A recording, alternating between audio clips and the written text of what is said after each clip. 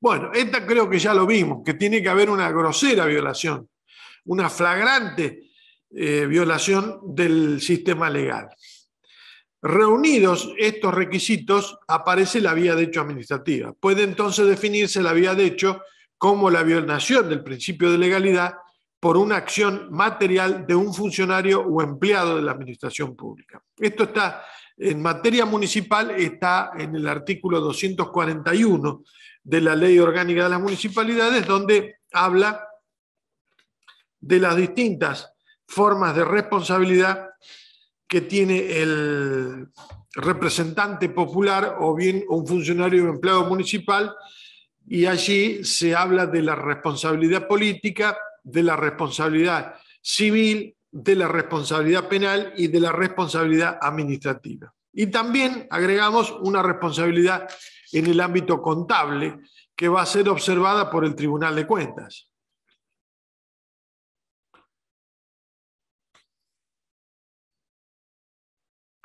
Bueno, entonces también está el tema allí si la vía de hecho es o no un acto jurídico estatal inexistente, es decir, que hay una dicotomía, fíjense en Francia, cuando no, Francia en realidad nos ha dado varias instituciones, pero la jurisprudencia todavía no ha determinado el efecto que produce la impugnación judicial de una vía de hecho o de un acto jurídico estatal inexistente. La vía de hecho puede consistir no en una decisión, sino en la ejecución material de una decisión en condiciones irregulares, mientras que solo se puede calificar de inexistente un acto jurídico. No cabe deducir que los ámbitos respectivos de la vía de hecho y de la inexistencia coincidan plenamente.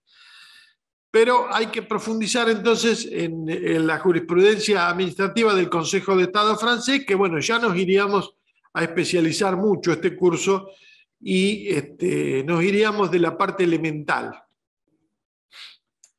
Volviendo al amparo, que es una acción que un modo normal de garantizar en forma rápida y eficaz derechos de raigambre constitucional, en forma actual o inminente, bajo la sola condición de que el acto de omisión causativo de la infracción exteriorice arbitrariedad o ilegalidad manifiesta.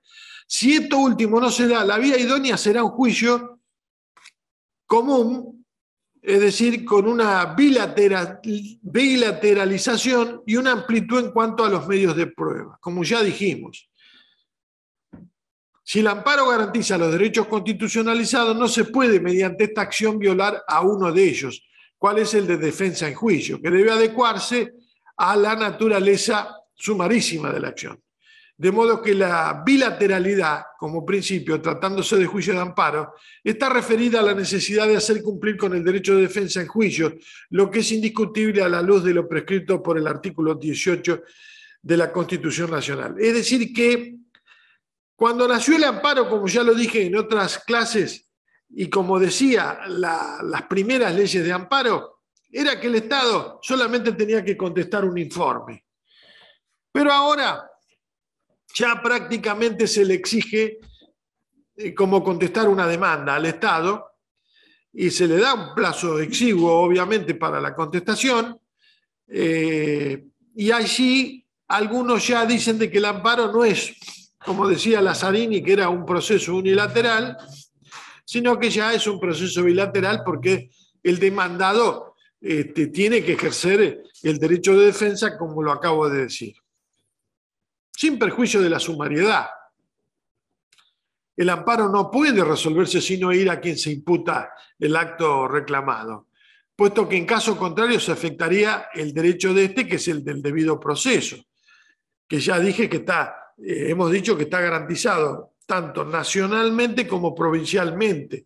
Ahí tenemos el artículo 15 de la Constitución Provincial, que habla del debido proceso y del acceso irrestricto a la justicia, con gratuidad, con un tiempo razonable de resolución. Fíjense acá, interesantísimo este tema. Antes se lucubraba sobre si el amparo procedía solamente para proteger un derecho subjetivo, un interés legítimo o un interés simple. Bueno, siempre hubo criterios restrictivos y después esto se fue flexibilizando.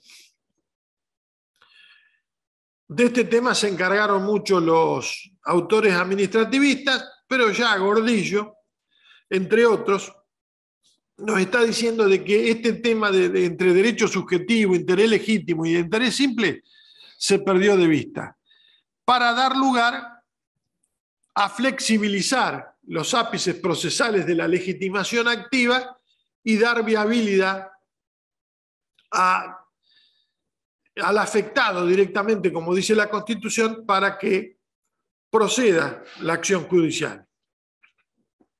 Y aquí decimos que el amparo protege tanto un derecho subjetivo cuanto un interés legítimo. En tanto, ninguna de sus normas establece una limitación al respecto. Cuando la acción de amparo, además de concurrir los requisitos formales de admisibilidad de la demanda, se denuncian violaciones de derechos constitucionales, no procede el rechazo in límite de la misma, correspondiendo en cambio que de acuerdo a la naturaleza de la cuestión en debate se imprima la actuación del trámite contencioso. Bueno, esto era anterior a la reforma de la creación del juzgado contencioso. Las nuevas orientaciones constitucionales, y sin salir del carácter excepcional del amparo, lo están regulando en forma restrictiva, menos restrictivo, para que la misma pueda cumplir sus altos objetivos en forma rápida y eficaz por encima de cualquier ritualismo, como ya dije anteriormente. Cuando existen comportamientos materiales groseramente contrarios a las garantías constitucionales, vías de hecho, por caso lo sucedido en el caso Siri, fíjense en la clausura del periódico que efectivizó de facto sin un acto administrativo respaldatorio, razonable respaldatorio, entonces allí procedió el amparo. En alguna oportunidad el fuero ha interpretado la vía de hecho conforme su origen continental europeo, francés, para ser más exacto.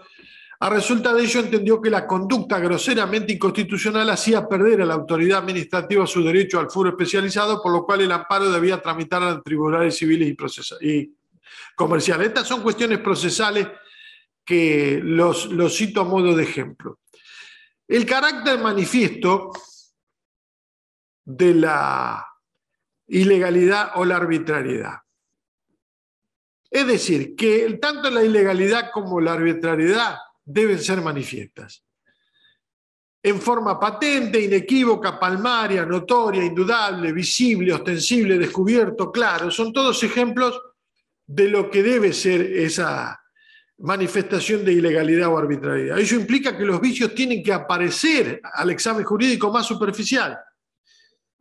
No es que el juez tiene que investigar detenidamente, tiene que ser palmario. El actor dice, mire, incumplió la ordenanza que le fija un procedimiento para intervenir en ese bien que ha sido declarado de patrimonio histórico-cultural, y no cumplió con eso. Y está haciendo obras que están afectando ese patrimonio. O ya están las máquinas preparadas para hacerlo, la amenaza. O que ya están en principio de ejecución, bueno, ya es actual inminente. Entonces va el particular, se arroga su propio derecho individual, un interés simple o interés legítimo, ni siquiera como derecho público subjetivo, que surja de un contrato, de una obligación que el Estado le debe.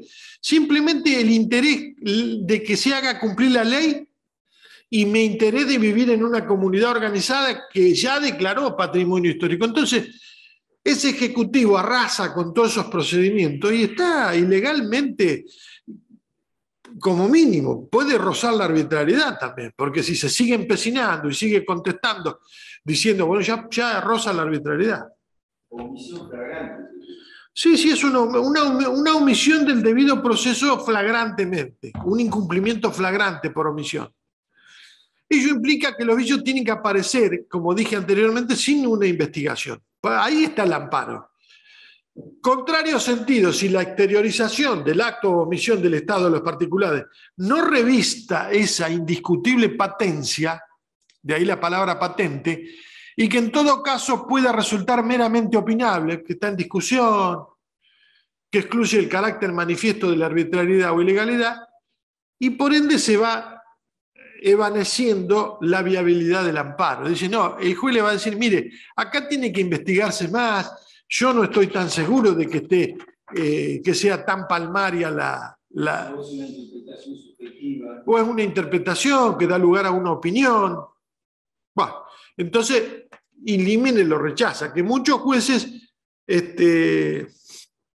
decían antes de la reforma del 94 que el juez, ¿qué hace con el amparo? Y bueno, el juez con el amparo o lo desestima de entrada o lo desestima la sentencia. Antes era así. Ahora no. Ahora libre de cuerpo no se puede decir tan fácilmente, como decían algunos procesalistas destacados, de que se va a desestimar un amparo. Ahora al contrario, la mayoría de los amparos tiene viabilidad cuando están bien fundamentados y como dice el doctor Morello, hay que hacer una relación circunstanciada de los hechos con el derecho y la pieza de la demanda tiene que ser única, donde surja la lógica de la ilegalidad y de la arbitrariedad en el mismo escrito del amparo.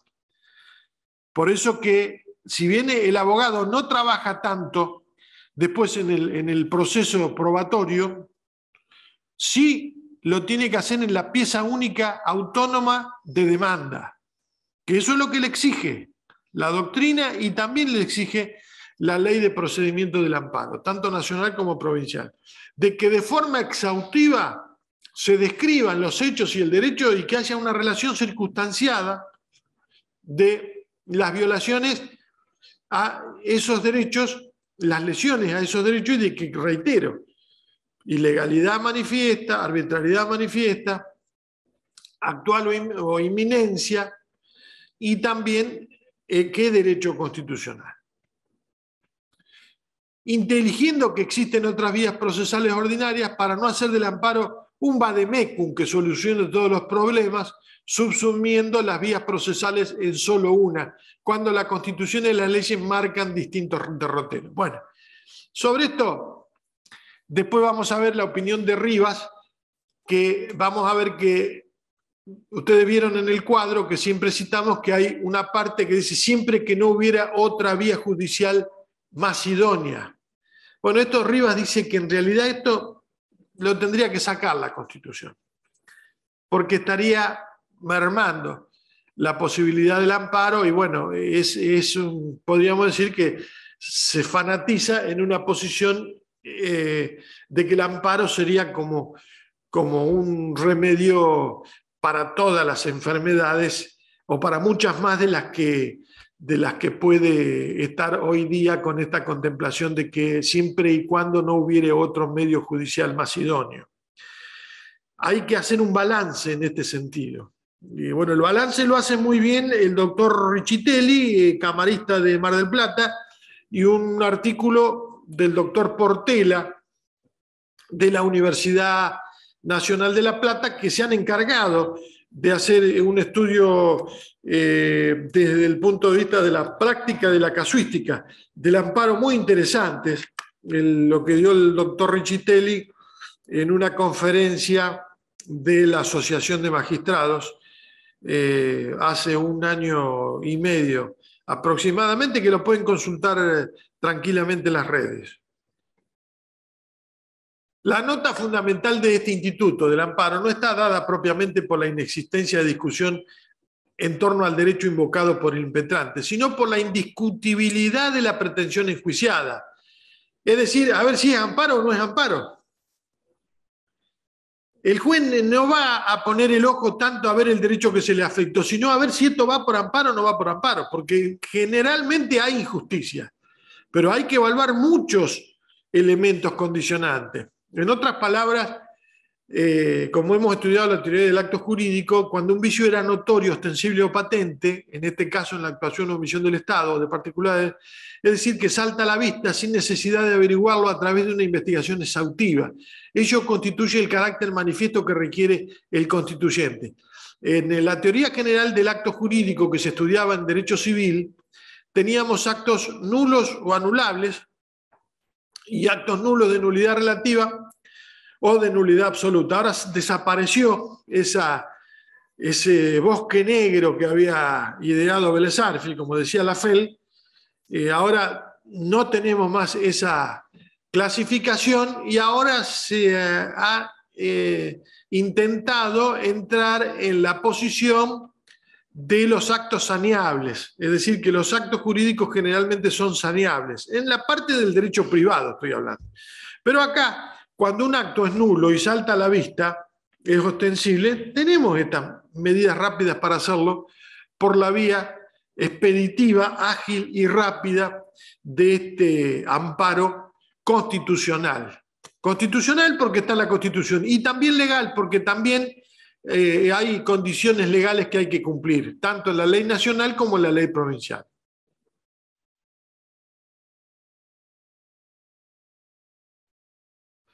Ahí tenemos un caso negativo en el cual, cuando no es demostrativa del cumplimiento de los presupuestos, por ejemplo, la manifestación de la ilegalidad o arbitrariedad denunciada, no procede el amparo y hay que ir a una investigación.